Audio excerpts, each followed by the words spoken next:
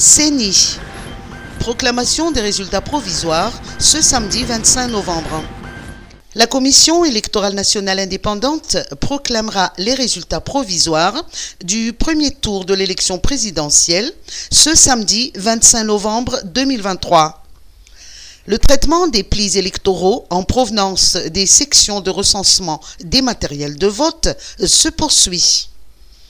La CENI envisage d'achever toutes les opérations de traitement des résultats d'ici le 24 novembre, d'après son rapporteur général, Soave Andemartafke.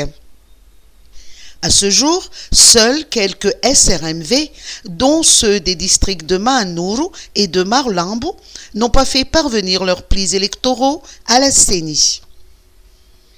Les tendances des résultats issus de 13 915 bureaux de vote sur 27 375 existants sont disponibles en ligne depuis hier à 11h40. À ce jour, la CENI a traité 65% des bureaux de vote, a indiqué Soave Andemartafke. Le candidat numéro 3, Andrazouil, reste en tête, suivi du candidat numéro 13, Siteni Randenasulnieku, puis du candidat numéro 5, Marc Ravalmanana. Échanges commerciaux extérieurs. La France, deuxième client de Madagascar. La Direction générale du Trésor français a indiqué que Madagascar est le 77e client de la France et son 70e fournisseur. Par ailleurs, la France est passée de premier à deuxième client de Madagascar en 2022 en recevant 15,7% des exportations malgaches. Elle est légèrement derrière les États-Unis qui accueillent 16,6% des exportations malgaches et devance la Chine avec ses 14,1% de part de marché. La France passe également de 4e à 5e fournisseur de la Grande Île en 2022 avec 4,9% de part de marché. Elle est devancée par la Chine, l'Oman, l'Inde et l'Afrique du Sud, toujours d'après la Direction générale du Trésor.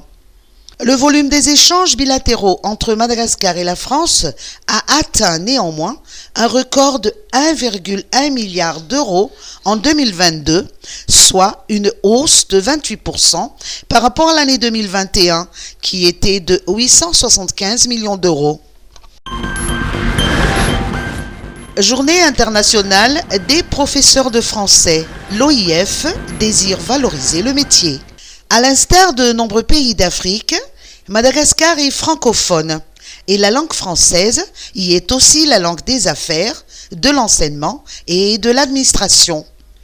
C'est à ce titre que la Grande Île célèbre aujourd'hui la Journée internationale des professeurs de français sous le thème de « Fiers et fiers d'enseigner le français ». À cette occasion, l'Organisation internationale de la francophonie a réuni les enseignants et professeurs de français adhérents de l'Association malgache des professeurs de français pour un échange enrichissant. D'abord, je dois vous dire que nous célébrons à travers cette rencontre la journée du professeur de français qui a été instituée par l'Organisation internationale de la francophonie. Elle se déroule normalement le 23 novembre, mais nous avons anticipé en raison des contraintes de calendrier. Il s'agit pour nous d'établir le nécessaire lien avec les professeurs de français, donc des acteurs de terrain, et notamment avec le groupe qu'ils représentent, celui de l'Association des professeurs de français à Madagascar.